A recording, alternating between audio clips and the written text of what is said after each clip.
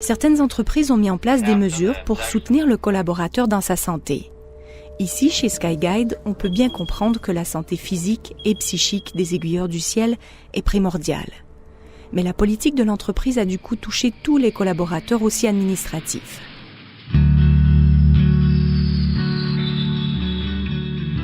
Aujourd'hui, ils assistent à une conférence sur l'ergonomie au bureau.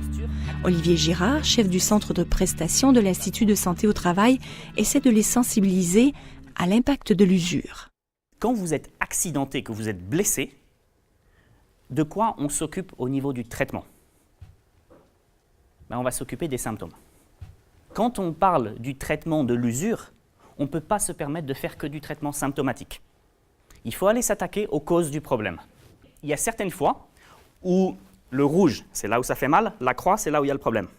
Mais, si je fais la même chose ici, et que je me masse là où j'ai mal, c'est-à-dire à l'arcade sourcilière, vous voyez bien que je vais atteindre le cerveau avant d'avoir résolu quoi que ce soit. Parce que le problème, il est là. Donc, si je reprends mon raisonnement depuis le début, j'avais mal autour de l'œil.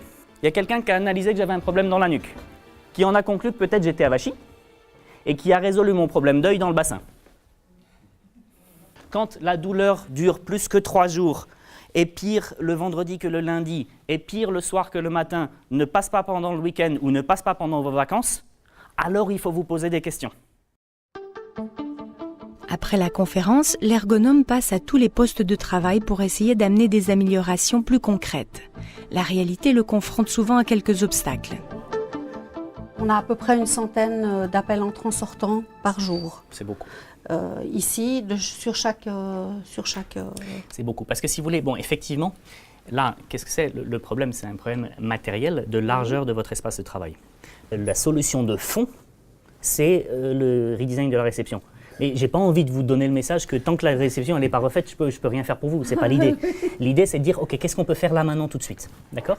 Première chose qu'on peut faire là maintenant tout de suite, c'est d'une part éviter de tirer trop celui-là, parce que plus vous tirez lui, plus il faut aller chercher loin celui-là. Tout centimètre que vous gagnez ici est un centimètre gagné sur votre épaule droite. C'est pas bien d'avoir loin des choses qui sont à utilisation fréquente. Ici, il y a de l'espace perdu qui se traduit par une charge sur votre épaule droite. Une autre raison pour vous asseoir un peu plus haut, c'est précisément les verres progressifs. Plus vous êtes assise bas, plus les écrans sont hauts.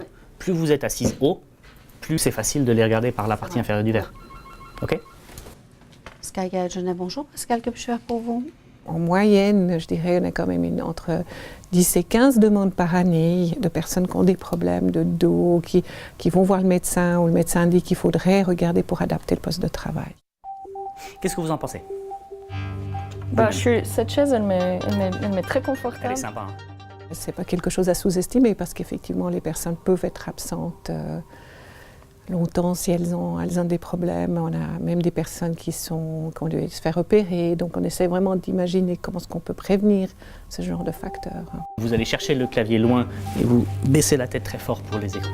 Et puis on est sur des écrans qui sont trop hauts et mal inclinés. Il y a beaucoup d'entreprises, ou beaucoup c'est peut-être une tendance humaine, mais qui se posent les mauvaises questions. Bien souvent, quand quelqu'un a mal au dos, on se dit pourquoi il a mal au dos. C'est-à-dire qu'on va regarder derrière. Et puis on va trouver qu'il fait du golf, qu'il est en train de divorcer, que peut-être de façon plus dramatique que son enfant est malade. On dit c'est normal qu'il ait mal au dos s'il est en train de passer à travers tout ça. La question, elle n'est pas ça.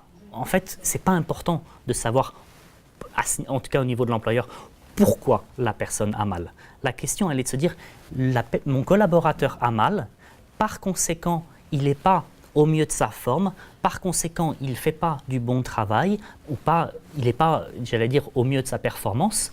Et donc, mon intérêt, qu'il soit en maladie ou qu'il ne soit pas encore en maladie, c'est de faire mon possible pour qu'il soit en forme à nouveau le plus vite possible. Et ce n'est pas parce que c'est un problème privé qu'en tant qu'employeur, vous ne pouvez pas mettre de l'huile dans les rouages ou faire quelque chose pour que les choses aillent mieux le plus vite possible.